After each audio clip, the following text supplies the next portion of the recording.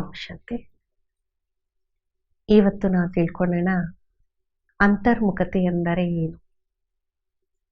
ಶಬ್ದನೇ ನಿಮಗೆ ಕ್ಲಿಯರ್ ಮಾಡುತ್ತೆ. ಆಂತರಿಕ ಮುಖ. ಪ್ರತಿನಿತ್ಯ ನಾವು ಕನ್ನಡಿಯಲ್ಲಿ ಮುಖ ನೋಡ್ಕೊಂತಿರ್ತೀವಿ. ಇದನ್ನು ಸಹ ಸ್ಪಷ್ಟ ಮಾಡ್ಕೊಂತಿರ್ತೀವಿ. ನನ್ನ ಮುಖದಲ್ಲಿ ಎಲ್ಲ ಸರಿ ಇರಬೇಕು, ಎಲ್ಲಾದರೂ ಪೌಡರ್ ಜಾಸ್ತಿ ಆಗಿದೆಯಾ, ಕೂದಲು ಸರಿಗಿದೆಯಾ ಇಲ್ವಾ, ಎಲ್ಲವನ್ನ ಸರಿ ಮಾಡ್ಕೊಂತಿರ್ತೀವಿ. ಅಂದರೆ ಬಾಹ್ಯ ಮುಖವನ್ನ ಕೆಲವರು ಮತ್ತೆ ಮತ್ತೆ ನೋಡ್ಕೊಂತಿರ್ತಾರೆ, ಸರಿ ಮಾಡ್ಕೊಂತಿರ್ತಾರೆ, ಅಭ್ಯಾಸ ಆಗ್ಬಿಟ್ಟಿರುತ್ತೆ ಮುಖವನ್ನು ನೋಡುವಂಥದ್ದು. ಆದರೆ ಆಧ್ಯಾತ್ಮಿಕ ಮಾರ್ಗದಲ್ಲಿ ಆಂತರಿಕ ಮುಖವನ್ನು ನೋಡುವಂಥ ಅಭ್ಯಾಸವನ್ನು ನಿಮಗೆ ಮಾಡಿಸಲಾಗುತ್ತೆ.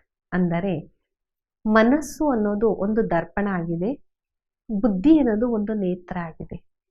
ನಮ್ಮ ಮನಸ್ಸಿನ ದರ್ಪಣದಿಂದ, ಬುದ್ಧಿಯ ನೇತ್ರದಿಂದ ನಮ್ಮನ್ನು ನಾವು ನೋಡೋದು. ಅಂದರೆ ನಾನು ಯಾರು? ಆತ್ಮ.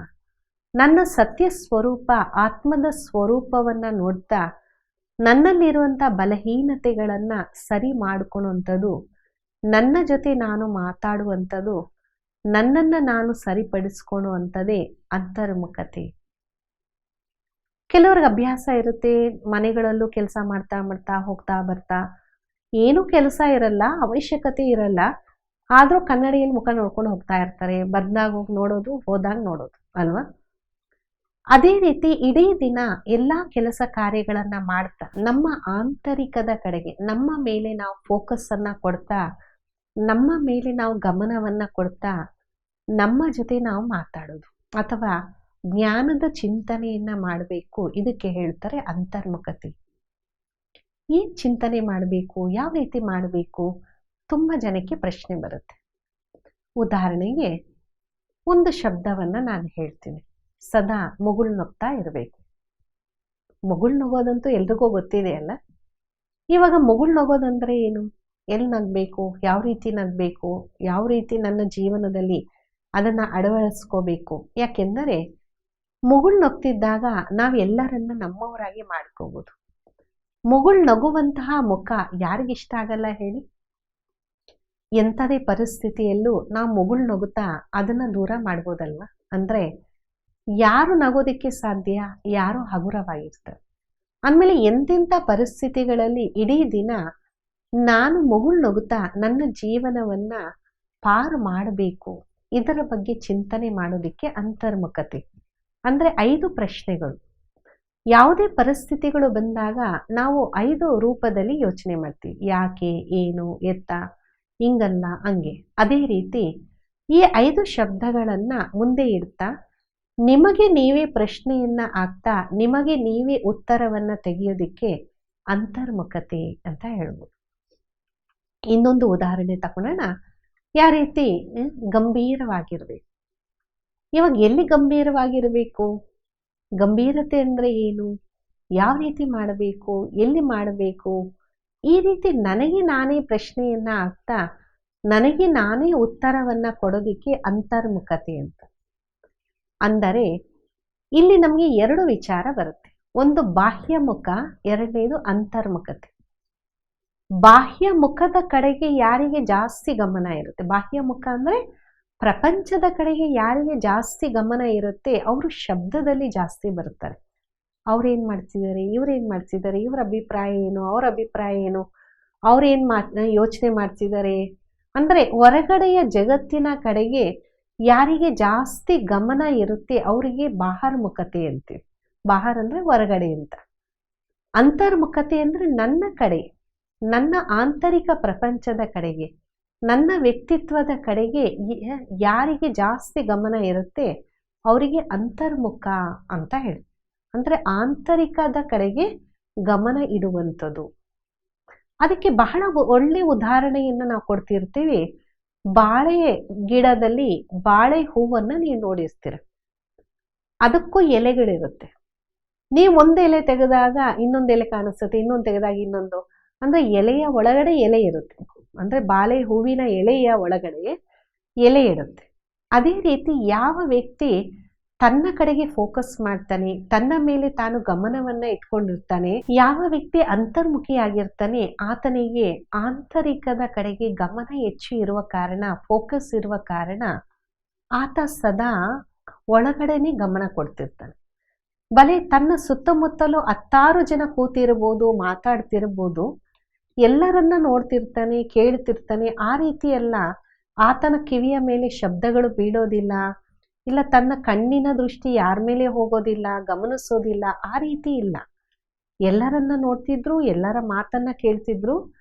ತನಗೆ ಏನೋ ಬೇಕು ಅಂದ್ರೆ ತನ್ನ ಟೋಟಲ್ ಫೋಕಸ್ ಆಂತರ್ಯದ ಕಡೆಗೆ ಇರುತ್ತೆ.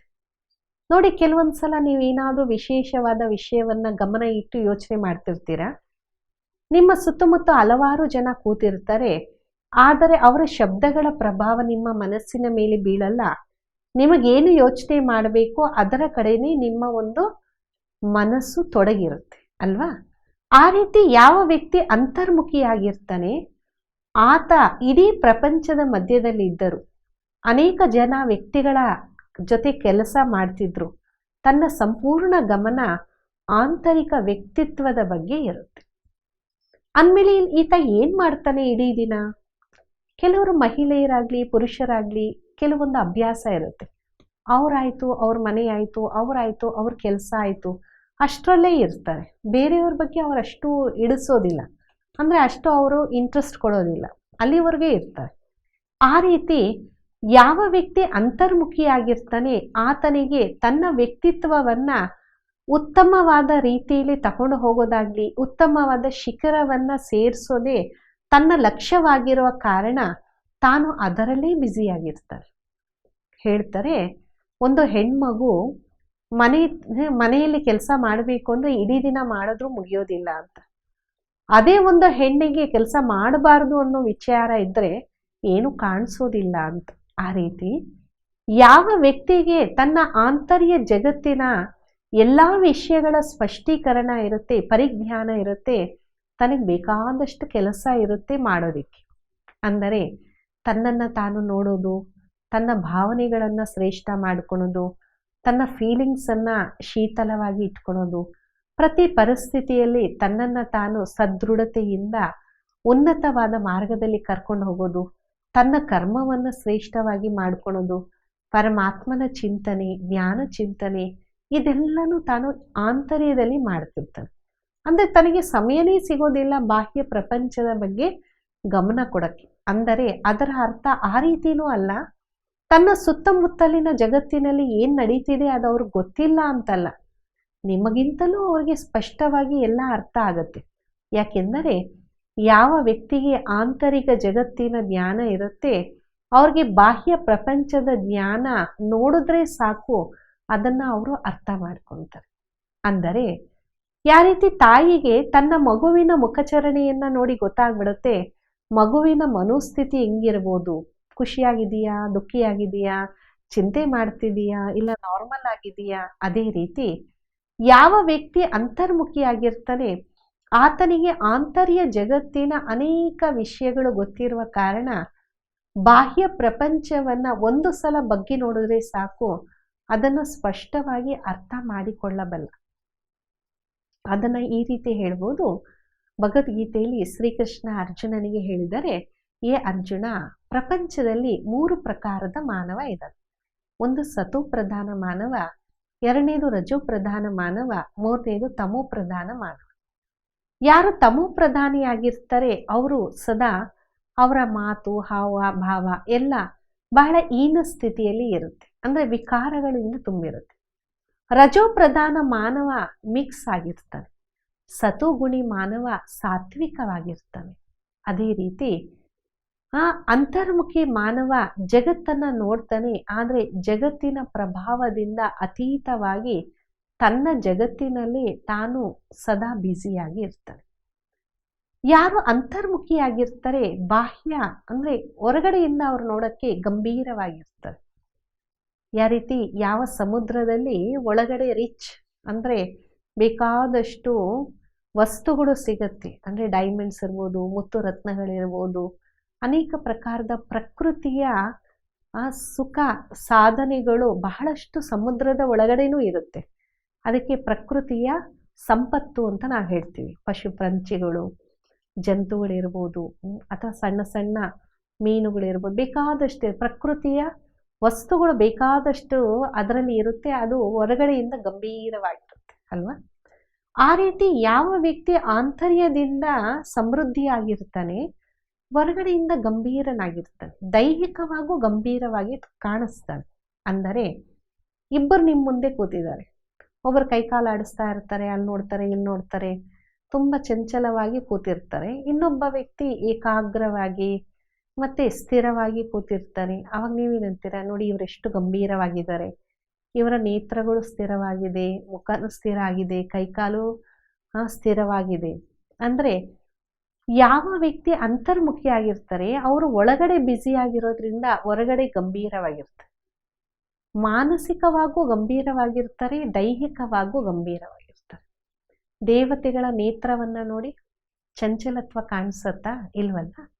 ಆ ರೀತಿ ಯಾವ ವ್ಯಕ್ತಿ ಅಂತರ್ಮುಖಿಯಾಗಿರ್ತಾನೆ, ನೇತ್ರದಲ್ಲಿ ಗಂಭೀರ ಆಗಿರುವ ಕಾರಣ ಆತ ಸ್ಥಿರತ್ವ ಆತನಲ್ಲಿ ಕಾಣಿಸುತ್ತೆ. ಎಲ್ಲಿ ಅಂತರ್ಮುಖತೆ ಇದೆ ಅಲ್ಲಿ ಇನ್ನೊಂದು ಗುಣ ನಮ್ಮ ಜೀವನದಲ್ಲಿ ಬರುತ್ತೆ. ಅದಕ್ಕೆ ಹೇಳ್ತಾರೆ ಸಹನಶೀಲತೆ. ಅಂದರೆ ಗುಪ್ತವಾದಂತಹ ಅಮೂಲ್ಯವಾದಂತಹ ಕೆಲವೊಂದು ರಹಸ್ಯಗಳು ಅವರ ಒಂದು ಬುದ್ಧಿಗೆ ಸ್ಪಷ್ಟ ಆಗಿರುವ ಕಾರಣ ಬೇಗ ಅವರು ವಿಚಲಿತ ಆಗೋದಿಲ್ಲ, ಭಯ ಪಡೋದಿಲ್ಲ, ಅಥವಾ ಆತಂಕದಲ್ಲಿ ಬರೋದಿಲ್ಲ. ಅಂದರೆ ಅವರು ಸಹನೆಯನ್ನ ಮಾಡ್ತಾರೆ. ಆಂತರಿಕದಿಂದ ಅವರಿಗೆ ಅದೇನು ದೊಡ್ಡದು ಅನ್ಸೋದಿಲ್ಲ. ಸಹನೆ ಯಾವಾಗ ನಾವು ಮಾಡ್ತೀವಿ, ಅದಕ್ಕಿಂತ ದೊಡ್ಡ ವಸ್ತು ಸಿಕ್ಕದಾಗ. ಎಕ್ಸಾಂಪಲ್, ನಿಮ್ಮ ಮನೆ ಮುಂದೆ ಅನೇಕ ಜನ ಕೆಲಸ ಮಾಡೋರು ಅಥವಾ ಅನೇಕ ವಸ್ತುಗಳನ್ನ ಮಾರ್ಕೊಂಡು ಹೋಗೋರು ಬರ್ತಾರೆ.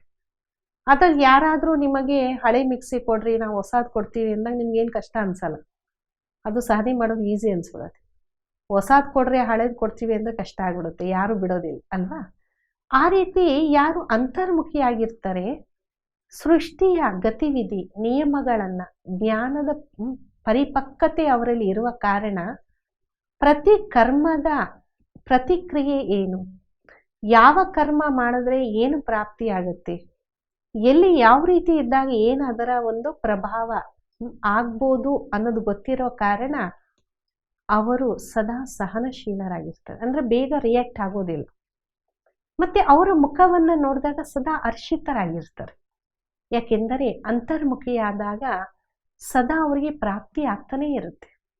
ಸಮುದ್ರದ ಒಳಗಡೆ ಹುಟ್ಟೋಗ್ಬಿಡಿ, ಮುತ್ತು ರತ್ನಗಳು ನಿಮ್ಗೆ ಸಿಗ್ತಾ ಇರುತ್ತೆ ಅಂತ ಇಟ್ಕೊಳ್ಳಿ. ಆವಾಗ ನೀವು ಹೆಂಗಿರ್ತೀರಾ, ಖುಷಿಯಾಗಿರ್ತೀರಲ್ಲ, ಹರ್ಷಿತವಾಗಿರ್ತೀರಲ್ವ. ಆ ರೀತಿ ಯಾರಿಗೆ ಆ ಪರಮ ಜ್ಞಾನ ಪ್ರಾಪ್ತಿಯಾಗಿದೆ, ಪರಮಾತ್ಮನ ಜೊತೆ ಮನಸ್ಸು ಬುದ್ಧಿ ಏಕಾಗ್ರ ಆಗಿದೆ, ಅವರ ಮನಸ್ಸಿನ ದಾರವನ್ನು ಪರಮಾತ್ಮನ ಜೊತೆಗೆ ಸ್ಥಿರವಾಗಿ ಏಕಾಗ್ರವಾಗಿ ಇಟ್ಕೊಂಡಿರ್ತಾರೆ, ಅವರಿಗೆ ಸದಾ ಜ್ಞಾನದ ಮುತ್ತು ರತ್ನಗಳು ಪ್ರಾಪ್ತಿಯಾಗ್ತಾ ಇರುತ್ತೆ. ಆತ್ಮ ಹರ್ಷಿತವಾಗಿ ಇರುತ್ತಲ್ಲ. ಮತ್ತೆ ನಾವೇ ಹೇಳ್ತೀವಲ್ಲ, face is index of mind ಅಂತ. ನಮ್ಮ ಮನಸ್ಸು ಹರ್ಷಿತವಾಗಿದ್ದಾಗ ಮುಖನೂ ಹರ್ಷಿತವಾಗಿರುತ್ತೆ. ಮತ್ತೆ ಒಳಗಡೆಯಿಂದ ಅವರಲ್ಲಿ ಬೇಕಾದಷ್ಟು ಗುಣಗಳಿರುತ್ತೆ. ಯಾಕೆಂದರೆ ಜ್ಞಾನದ ಇನ್ನೊಂದು ಮುಖವೇ ಗುಣ. ಎಲ್ಲಿ ಜ್ಞಾನ ಇರುತ್ತೆ ಅಲ್ಲಿ ಗುಣ ಇಲ್ಲ ಅಂತ ಹೇಳಕ್ಕೆ ಸಾಧ್ಯ ಇಲ್ಲ. ಎಷ್ಟೆಷ್ಟು ಜ್ಞಾನವನ್ನು ನೀವು ಒಳಗಡೆ ತುಂಬಿಸ್ಕೊಳ್ತಾ ಹೋಗ್ತೀರಾ ಅಷ್ಟು ಗುಣಗಳ ಸಮೃದ್ಧಿ ನಿಮ್ಮಲ್ಲಿ ಆಗ್ತಾ ಇರುತ್ತೆ. ಎಷ್ಟು ಗುಣಗಳು ನಿಮ್ಮಲ್ಲಿ ಇರುತ್ತೆ ಅಷ್ಟು ಮನಸ್ಸು ಸಂತೃಪ್ತವಾಗಿರುತ್ತೆ, ಅಂದರೆ ನಿರ್ಮಲವಾಗಿ ಇರುತ್ತೆ. ಒಂದು ನಿರ್ಮಲ ಅಂದರೆ ಸ್ಪಷ್ಟತೆ ಅಂತ, ಎರಡನೇದು ನಿರ್ಮಲ ಅಂದರೆ ಸಮೃದ್ಧಿ ಅಂತ, ನಿರ್ಮಲ ಅಂದರೆ ತುಂಬಿರೋದು ಅಂತ. ಅಂದರೆ ಅಂತರ್ಮುಖಿ ಆತ್ಮ ಜ್ಞಾನದ ಎಲ್ಲ ವಿಷಯಗಳು, ಬರೀ ಸ್ಥೂಲನೇ ಅಲ್ಲ, ಕರ್ಮದೇ ಅಲ್ಲ, ಮನಸ್ಸಿನ ವಿಚಾರಗಳನ್ನು ಸಹ ಆತ ಸ್ಪಷ್ಟವಾಗಿ ಅರ್ಥ ಮಾಡ್ಕೊಂಡಿರೋ ಕಾರಣ ತನ್ನ ಮನಸ್ಸು ನಿರ್ಮಲವಾಗಿರುತ್ತೆ. ಮತ್ತು ಲಾಸ್ಟಲ್ಲಿ ಆತ ಸಂತುಷ್ಟನಾಗಿರ್ತಾನೆ. ಯಾಕೆಂದರೆ ಸರ್ವ ಪ್ರಾಪ್ತಿಗಳು ಆತನಿಗೆ ಪ್ರತಿ ಸೆಕೆಂಡು ಜ್ಞಾನ ಸಾಗರ ಪರಮಾತ್ಮನಿಂದ ಆಗುತ್ತೆ. ಅಂದಮೇಲೆ ಅಂತರ್ಮುಖತೆ ಆಗೋದೇನು ಕಷ್ಟ ಏನಿಲ್ಲ. ಈ 5 ಶಬ್ದಗಳನ್ನು ನಾವು ನೆನ್ಪಿಟ್ಕೊಳ್ಳೋಣ. ಯಾವ ರೀತಿ ಮನಸ್ಸಿನಲ್ಲಿ ದ್ವಂದ್ವ ಆದಾಗ 5 ಶಬ್ದಗಳನ್ನು ನಾವು ರಿಪೀಟ್ ಮಾಡ್ತೀವಿ. ಯಾಕೆ, ಏನು, ಎತ್ತ, ಹೆಂಗೆ, ಯಾವ ರೀತಿ ಅಲ್ವಾ. ಅದೇ ರೀತಿ ಒಂದೊಂದು ವಿಷಯದ ಆಂತರ್ಯದಲ್ಲಿ ಮನಸ್ಸನ್ನು ತಗೊಂಡೋಗೋಣ, ಪ್ರಶ್ನೆಗಳನ್ನು ಹಾಕೋಣ, ಉತ್ತರವನ್ನು ತೆಗಿಯೋಣ.